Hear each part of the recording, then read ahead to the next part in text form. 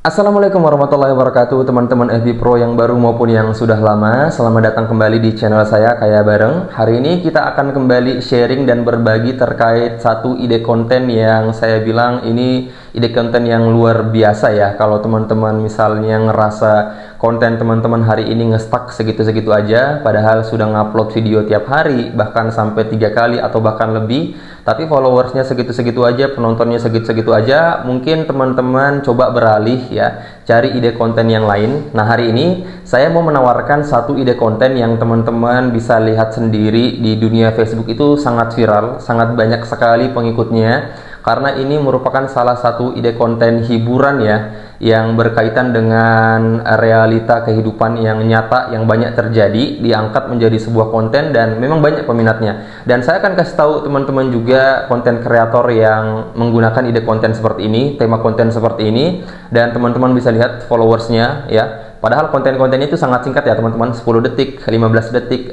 sangat jarang yang di atas 30 detik, tapi bisa viral, banyak peminatnya. Teman-teman bisa lihat ya, saya akan tampilkan di sebelah saya konten kreator yang tema kontennya seperti itu. Teman-teman bisa lihat ini Hasan Sule ya, Hasan Sule. Ini teman-teman bisa lihat itu Facebooknya ada 3 ya.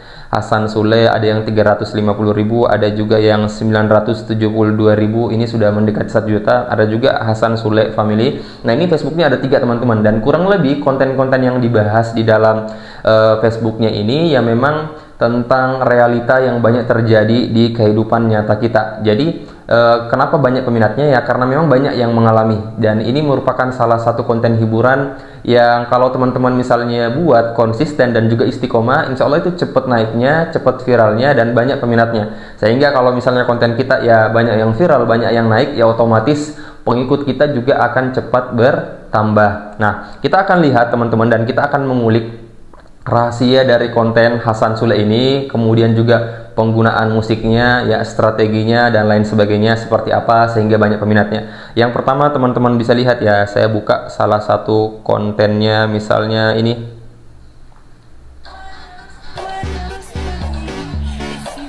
Nah, teman-teman lihat ya, nanti kita akan pelajari.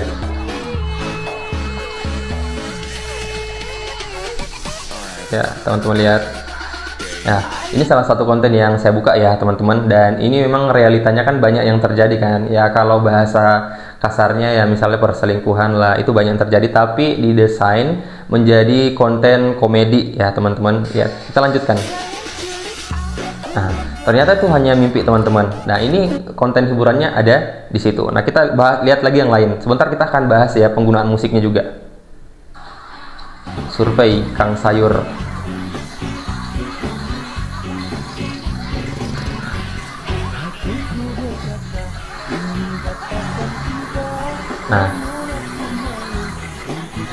Nah, itu teman-teman bisa lihat survei Kang Sayur, niatnya mau ngutang ya, dan ini memang realita yang banyak memang juga terjadi di kehidupan kita bersosial ya. Banyak orang yang kadang mau ngutang sayur dan lain sebagainya. Nah, itu teknik-teknik video atau konten yang digunakan oleh si Hasan Sule ini ya memang berkaitan dengan realitas hidup yang betul-betul terjadi, sehingga banyak peminatnya. Teman-teman bisa lihat itu penontonnya ya, ini 3 juta, 5 juta, ada yang bahkan sampai 7 juta ya, ratusan ribu, di atas ratusan ribu teman-teman ya, dan kebanyakan juga jutaan ya. Teman-teman bisa cek sendiri lah. Nah, saya selalu bilang ya kepada teman konten kreator FB Pro, bahwasanya kita menjadi konten kreator itu jangan hanya mengandalkan diri kita sendiri, jangan hanya mengandalkan pergerakan kita sendiri, tapi harus punya yang namanya strategi, harus bisa membaca situasi dan suasana di lapangan. Maksudnya seperti apa? Kalau misalnya kita lihat konten kreator seperti ini itu banyak peminatnya ya, kita lihat cara dia membuat strategi konten itu seperti apa. Ternyata seperti ini, seperti ini, seperti ini, kita pelajari, kemudian kita terapkan di dalam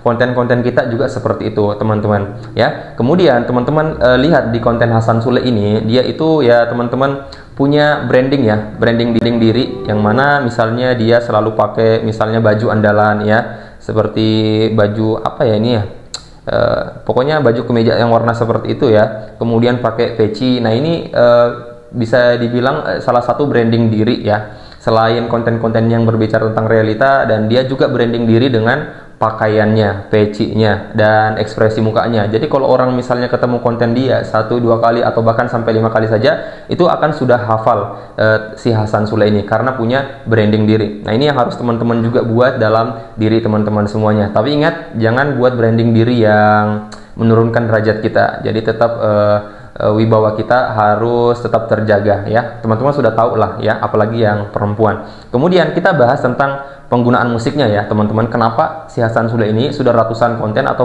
bahkan mungkin sampai ribuan konten masih aman dia dari copyright, tidak mendapatkan pelanggaran, Facebooknya tidak di dismonet dan lain sebagainya. Nah teman-teman lihat, saya kasih contoh dan bocorannya ya.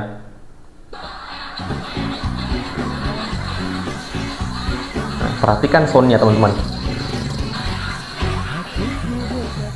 ya. Nah, oke, cukup. Teman-teman kalau misalnya mendengar tadi sound yang dipakai, ini lagunya siapa ya?